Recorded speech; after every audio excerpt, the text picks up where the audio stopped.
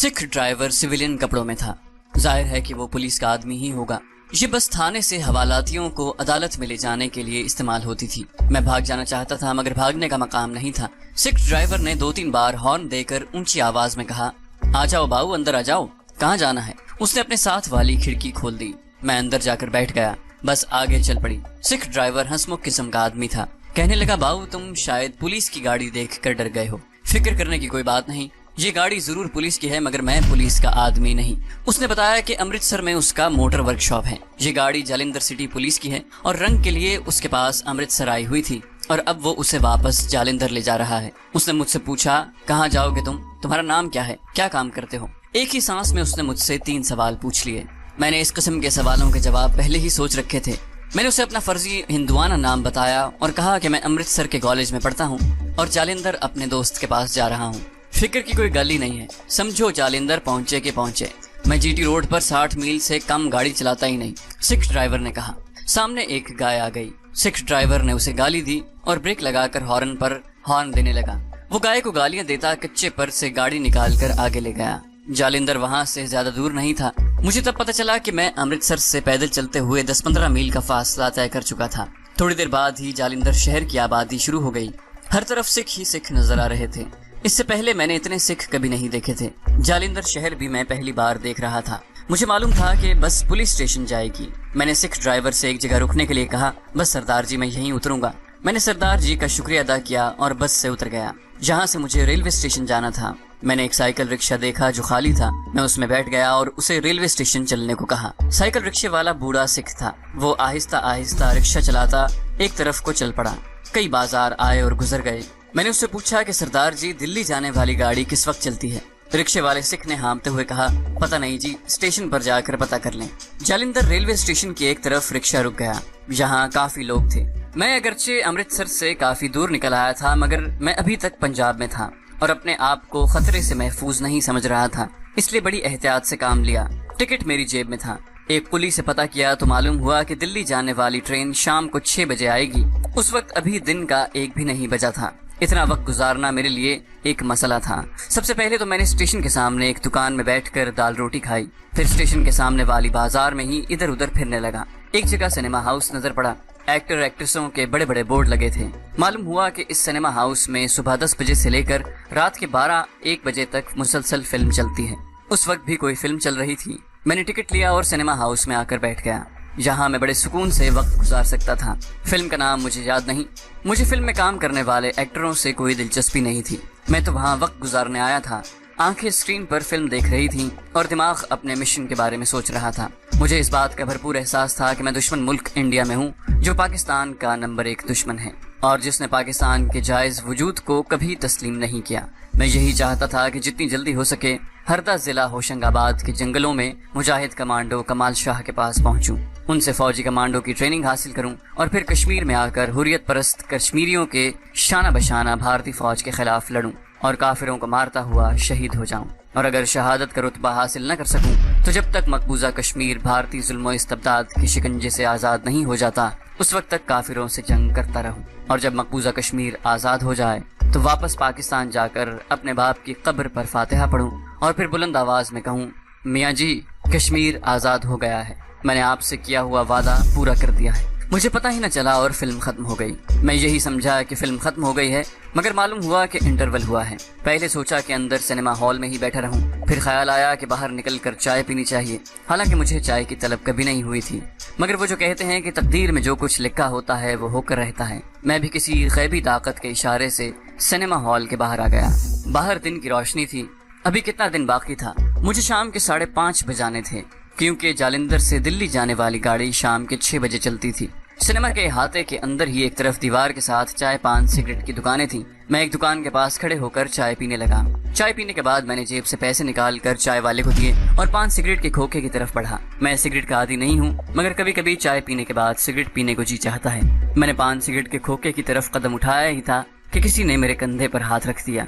मैंने पलट कर देखा, मेरे सामने एक कांस्टेबल खड़ा था। उसके साथ एक सिविलियन कपड़ों वाला आदमी भी मौजूद था जो सिख नहीं था, यकीनन हिंदू होगा और खुफिया पुलिस का आदमी ही हो सकता था। एक लम्हे के लिए मैं कांप उठा, मगर फौरन मैंने अपने आप को संभाला और बड़े एतमाद से पूछा, क्या बात है? सिख कांस्टेबल और खुफिया पुलिस वाला दोनों मेरी तरफ घूर कर देख रहे थे और उसकी आंखों में एक खास किस्म की चमक थी। सिख कांस्टेबल ने मेरी आंखों में आंखें डालकर पूछा, कौन हो भाई तुम? मैंने यूं ही कह दिया, भगवान का बनाया हुआ आदमी हूँ, तुम्हें नजर नहीं आ रहा? हिंदू खुफिया पुलिस वाले ने मेरी गर्दन पर हाथ रखकर जोर से दबाते हुए पूछा, अमृतसर क्या लेने गए थे? सिख कांस्टेबल ने मुझे बाजू से पकड़कर एक तरफ खींचा और गाली देकर कहा, हमारे साथ थाने चलो, सब पता चल जाएगा तुम पाकिस्तान से यहाँ किस लिए आए हो। उसने मुझे आगे को धिक्का दिया। बस यही सिख कांस्टेबल की गलती थी और वहीं मैंने पलक झपकते ही अक्ल से काम लिया। जैसे ही धिक्का खाकर मैं उससे 2 कदम आगे लड़खड़ाया, वहीं से सीधा होकर बिजली की तरह इतनी जोर से और इतनी तेजी से भागा कि मुझे खुद न पता चल सका कि मैं कब सिनेमा हॉल के अहाते से निकलकर बाजार में आया और बाजार में जारी ट्रैफिक से बचता बचाता उसी तरह दौड़ता कब दूसरे बाजार में पहुंच गया। मेरे पीछे कांस्टेबल और उसके साथी के भागने और शोर मचाने की आवाजें आ रही थी, मगर ये मेरी जिंदगी और मौत का सवाल था। खुदा जाने उसी वक्त मेरे अंदर इतनी ताकत कहां से आ गई थी कि मैं इतनी तेज रफ्तारी से भागता चला जा रहा था। जिस किसी के पास से गुजरता अपने आप को बचाने के लिए परे हो जाता और मुझे रास्ता दे देता और मैं उसे हैरान परेशान छोड़कर आगे निकल जाता। मगर मुझे अपने पीछे लोगों के भागने दौड़ने की आवाजें अभी तक आ रही थी। ये आवाजें मेरा पीछा कर रही थी, जिसका मतलब ये था कि पुलिस मेरा ताक़ुब कर रही है। मैं दौड़ते दौड़ते हाँफने लगा था। मुझे महसूस होने लगा था कि मैं ज्यादा दूर तक नहीं दौड़ सकूंगा। अचानक मेरे सामने रेलवे फाटक आ गया और फाटक बंद था। ट्रैफिक रुकी हुई थी। मैंने बाएं जानिब एक निगाह डाली तो एक रेलगाड़ी को छक छक करते आते देखा। मैं इस कदर घबराया हुआ था कि मुझे इतना भी होश न रहा कि मैं रेल के नीचे आ सकता हूँ। मैंने दौड़कर रेलवे लाइन पार कर ली। ऐन उसी लम्हे ट्रेन सीटी पर सीटी बजाती शोर मचाती मेरे पीछे से गुजर गई। उस ट्रेन ने मेरे और पुलिस के दरमियान एक दीवार खड़ी कर दी। ट्रेन भी मालगाड़ी थी जो बहुत लंबी थी। मैंने दौड़ना बंद कर दिया और तेज तेज कदम उठाता दूसरे फाटक के पहलू में से निकल गया। कुछ लोगों ने मुझे आवाज भी दी कि पागल हो तुम। रेलवे फाटक की दूसरी तरफ भी कुछ गाड़ियां, तांगे और रिक्शे खड़े थे। मालगाड़ी सुस्त रफ्तार के साथ खड़खड़ाती अभी तक गुजर रही थी। मैं पीछे देखे बगैर सामने मुंह किया जा रहा था। कोई 60-70 गज के फासले पर सड़क की जानिब दरख्त के नीचे एक लारी खड़ी थी। लारी मुसाफिरों से भरी हुई थी। एक लड़का लारी के पीछे दरवाजे के पास खड़ा आवाजें दे रहा था। एक सवारी लुधियाना। मुझे मालूम था कि लुधियाना जालंधर के बाद दूसरा बड़ा शहर है और ये दिल्ली की तरफ जाते हुए ही आता है। मैं दौड़कर बस में सवार हो गया। मेरे बैठते ही बस चल पड़ी। मैंने खुदा का शुक्र अदा किया। एक बार फिर खतरा टल गया था। बस जीटी रोड पर दौड़ती चली जा रही थी। हिंदू सिख सवारियां लदी हुई थीं। औरतें भी बच्चों को लेकर बैठी हुई थीं। रास्ते में सड़क के किनारे कई छोटे छोटे गांव आए और गुजर गए। एक छोटा सा गांव आया, मुझे उसका नाम याद नहीं रहा, जहां बस कुछ देर के लिए रुकी और फिर आगे रवाना हो गई। किसी जगह बस रुकती तो मैं गौर से बाहर का जायजा लेता। मैंने एक सवारी से पूछा कि लुधियाना कितनी दूर है। वो कोई हिंदू था। उसने मेरी तरफ गौर से देखा और पूछा, तुम पहली बार लुधियाना जा रहे हो? मैंने कहा, नहीं, पहले भी 1-2 बार गया हूँ, मगर रेलगाड़ी से गया हूँ। वो हिंदू थोड़ी देर मुझे घूरने के बाद बाहर देखने लगा। शाम का धुंधलका खेतों और आसमान को अपनी लपेट में लेने लगा। एक बड़ी नहर आई। बस उसके पुल पर से गुजरकर थोड़ी दूर जाकर बस की रफ्तार हल्की हो गई। फिर वो सड़क के किनारे पर होकर रुक गई। किसी ने ड्राइवर से पंजाबी में पूछा कि क्या हो गया है। ड्राइवर ने कहा, पता कराते हैं, सारी गाड़ियां खड़ी हैं। मुझे खतरे की बू महसूस होने लगी। मैंने खिड़की में से गर्दन बाहर निकाल कर देखा। दूर तक लारियों और बसों की कतार लगी हुई थी। ड्राइवर ने क्लीनर से कहा, जाओ पता कर की गाले। क्लीनर भी सिख था और वो दौड़ता हुआ आगे गया। सवारियां आपस में बातें करने लगी। शायद आगे कोई पुल टूट गया है। किसी ने कहा, कोई टक्कर हो गई होगी। इतने में वो मुझे वापस आता नजर आया। उसने ऊंची आवाज में कहा, सरदार आगे पुलिस चेकिंग कर रही है। मेरा दिल जोर से धड़का। ड्राइवर ने गाली देकर पूछा कि किस चीज की चेकिंग कर रही है। क्लीनर बोला, कहते हैं कोई पाकिस्तानी जासूस भाग गया है। आप अंदाजा लगा सकते हैं कि मेरी अंदर से क्या हालत हो गई होगी। बज़ाहिर मैं बड़े इत्मीनान से अपनी सीट पर बैठा रहा और अपने चेहरे से बिल्कुल जाहिर न होने दिया कि मेरे अंदर क्या तूफान मचा हुआ है। अब मुझे वहां से भागना था। एकदम उठकर भागने से लोगों को मुझ पर शक हो सकता था और वो मुझे पकड़कर पुलिस के हवाले कर सकते थे। मैं बज़ाहिर बड़े सुकून के साथ बैठा रहा। फिर जेब में हाथ डालकर उसे यूं ही टटोला और साथ वाली सवारी से पूछा, आपके पास माचिस होगी? सवारी ने नफी में सर हिलाया तो मैं ये कहकर नीचे उतर गया, कहीं से माचिस तलाश करके लाता हूँ, सिगरेट पीने को जी चाहता है। मैं बस से उतरकर 2 कदम चलकर आगे गया। फिर रुककर ऐसे देखने लगा जैसे मुझे किसी पान सिगरेट के खोखे की तलाश हो। उसके बाद मैं टहलता हुआ अगली लारी के पास चला गया। वहां से टहलता हुआ दूसरी और फिर तीसरी के पास। कुछ सवारियां सड़क पर उतर आई थीं और पुलिस वालों को बुरा भला कह रही थी। यूं ही जहां चाहते हैं गाड़ी खड़ी करवा कर चेकिंग कर लेते हैं। मैं सड़क पार करके दूसरी जानिब एक दरख्त था उसके नीचे आ गया। सड़क की दूसरी तरफ झाड़ियां उगी हुई थीं। उनके पीछे खेत थे जो शाम की तेजी से फैलते धुंधलके में गुम हो रहे थे। मैं टहलता टहलता झाड़ियों के पीछे गया, जहां एक जगह छुपकर मैंने लारियों और गाड़ियों की कतार की तरफ देखा। कोई मेरी तरफ मुतवज्जे नहीं था। मैं दौड़कर खेतों में घुस गया और जितनी तेज चल सकता था चलने लगा। दौड़ना मेरे लिए खतरनाक हो सकता था क्योंकि खेतों की कटाई हो चुकी थी और वहां मुझे कुछ किसान भी नजर आ रहे थे जो कटी हुई फसल एक तरफ रख रहे थे। मैं उनसे दूर रहकर आगे निकल गया। मैं जीटी रोड पर सीधी समत जाने की बजाय बाएं जानिब मगरिब की तरफ हो गया ताकि पुलिस से बच सकूं। हर लम्हे गहरा होता हुआ अंधेरा मेरी मदद कर रहा था। जब मैं कुछ दूर निकल गया तो मैं दौड़ने लगा। मैं चेकिंग करती पुलिस की पहुंच से जितनी दूर निकल सकता था निकल चुका था। मुझे गुस्सा भी आ रहा था कि कमबख्त अभी से पुलिस ने मुझे परेशान करना शुरू कर दिया है। इससे बेहतर तो था कि मैं सीज फायर लाइन उबूर करके सीधा मकबूजा कश्मीर में दाखिल हो जाता और मुजाहिदों के साथ मिल जाता। मगर मेरे वालिद साहब को मालूम था कि कश्मीर में मुजाहिदीन का सामना भारत की तरबियत याफ्ता फौज से है, इसलिए मुझे थोड़ी बहुत फौजी तरबियत हासिल करनी चाहिए। चुनाचे उन्होंने मुझे वसीयत की थी कि मैं कमाल शाह नामी तरबियत याफ्ता फौजी कमांडो के पास जाकर कमांडो की बाकायदा तरबियत हासिल करूं और उसके बाद कश्मीर में शामिल होकर इंडियन फौज के खिलाफ लड़ूं। मेरी भी अब यही ख्वाहिश थी। मुझे राइफल चलानी भी नहीं आती थी और कश्मीर के महाज पर स्टेन गन्नों और मशीन गन्नों के साथ लड़ाई लड़ी जा रही थी। मुझे हैंड ग्रेनेड का भी पता नहीं था कि उसका पिन कैसे खींचते हैं और उसे कितनी देर तक अपने हाथ में रखकर दुश्मन पर फेंकना होता है। मेरे लिए फौजी कमांडो की ट्रेनिंग बड़ी जरूरी थी। मैं फौजी कमांडो बनकर कश्मीर के महाज पर लड़ने और दुश्मन के ठिकानों पर शबखून मारकर उसे बर्बाद करने के लिए बेताब था। लेकिन भारतीय पुलिस मेरे रास्ते में शदीद रुकावट बन गई थी। बल्कि इस बात का वाज़ेह खतरा मौजूद था कि अगर मैं पकड़ा गया तो मेरी जहाद में शामिल होकर काफिरों से जंग की आरजू हमेशा के लिए खाक में मिल सकती है। इन ख्यालात में डूबा हुआ मैं खेतों से बाहर निकलकर एक छोटी सी नदी के किनारे किनारे चलता रहा। मुझे कुछ मालूम नहीं था कि मैं किधर जा रहा हूँ। चलते चलते मैं ऐसी जगह पहुंच गया जहां बेशुमार दरख्त पास पास उगे हुए थे। मैंने एक दरख्त से टेक लगा दी। सोचा इसी तरह बैठे लेटे जितनी रात बाकी है गुजार दूं। मैंने आंखें बंद कर ली और सोने की कोशिश करने लगा। फजा में जली हुई लकड़ियों की बू सी आ रही थी। मैंने यही ख्याल किया कि जहाँ करीब ही गाँव है किसी ने तंदूर जलाकर बुझा दिया होगा या लकड़ियों का अलाव रोशन किया होगा। मैं सिमट समटा कर दरख्त से टेक लगाकर आंखें बंद किए नींद दराज था और सिवाय नींद के और किसी चीज के बारे में नहीं सोच रहा था। मुझ पर कुछ देर हल्की गुनूदगी तारी हो गई। मैं नींद की आगोश में ही था कि किसी चींटी ने मुझे काटा और मैं एक झटके के साथ उठ बैठा। मैंने दोबारा आंखें बंद की तो मुझे किसी के आहिस्ता आहिस्ता बोलने की आवाज आई। मैंने आंखें खोली और कान उस पर लगा दिए। साथ ही रात के अंधेरे में आंखें फाड़ फाड़ कर देखने की कोशिश करने लगा। आवाज किसी औरत की थी। वो रुक रुक कर बोल रही थी। पहले तो मुझे ऐसा लगा कि वो किसी से बातें कर रही है, मगर जिससे वो बातें कर रही थी उसकी आवाज नहीं आ रही थी। आवाज रुक गई। 5-10 सेकंड के बाद औरत की आवाज फिर से आने लगी। मेरे सामने 10-12 कदमों के फासले पर सरकंडों की झाड़ियां थी। आवाज उन सरकंडों के पीछे से आ रही थी। मैं उस तरफ टिकटिकी बांधे देख रहा था। अचानक सरकंडों के पीछे हल्की हल्की रोशनी नजर आने लगी। मैं आहिस्ता से उठा और झुक कर चलता हुआ सरकंडों की तरफ बढ़ा। मैं मालूम करना चाहता था कि ये औरत कौन है। मैं सरकंडों के पास बैठ गया और बड़ी एहतियात से 2-4 सरकंडों को हाथों से एक तरफ हटाकर दूसरी तरफ देखा। दूसरी तरफ मुझे छोटा सा चबूतरा नजर आया जो जमीन से 1-2 फुट ऊंचा था। उस चबूतरे के एक जानिब मिट्टी का दिया जल रहा था। उस दिए की रोशनी में मैंने एक औरत को देखा जो दोनों हाथ जोड़कर कुछ पढ़ते हुए चबूतरे के चक्कर लगा रही थी। मुझे लगा कि ये जरूर कोई चुड़ैल या भूत परी है, मगर औरत का जिस्म और आवाज चुड़ैलों की सी नहीं थी। मैं ये सोचकर वहीं छुप कर बैठा रहा कि मालूम करना चाहिए कि ये औरत यहाँ क्या करने आई है।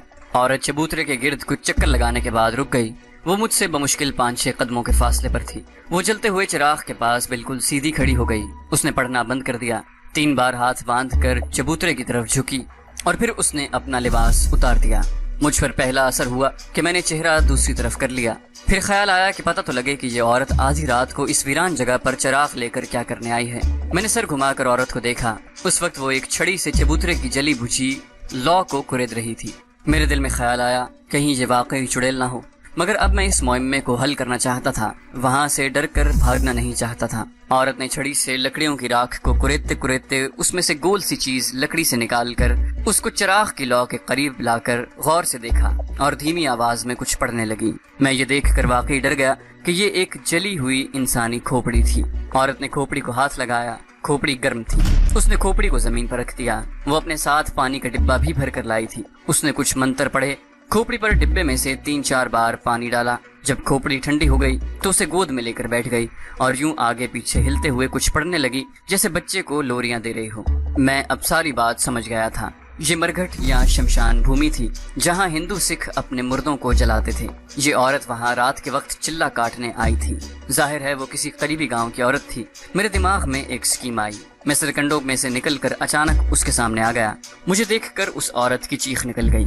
اس نے جلدی سے کھوپڑی پھینکی اور زمین پر پڑی ہوئی قمیض اٹھا کر اپنے آگے کر لی۔ میں نے منہ دوسری طرف کرتے ہوئے کہا، میں تجھے کچھ نہیں کہوں گا مگر جلدی سے کپڑے پہن لے۔ عورت نے جلدی سے کپڑے پہن لیے۔ وہ ہاتھ جوڑ کر کہنے لگی، بھگوان کے لیے کسی کو نہ بتانا کہ میں یہاں آئی تھی۔ میں نے کہا، تو یہاں یہ سب کچھ کیا کر رہی تھی اور یہ کھوپڑی کس کی ہے؟ عورت نے بتایا کہ وہ ایک ہندو ہے۔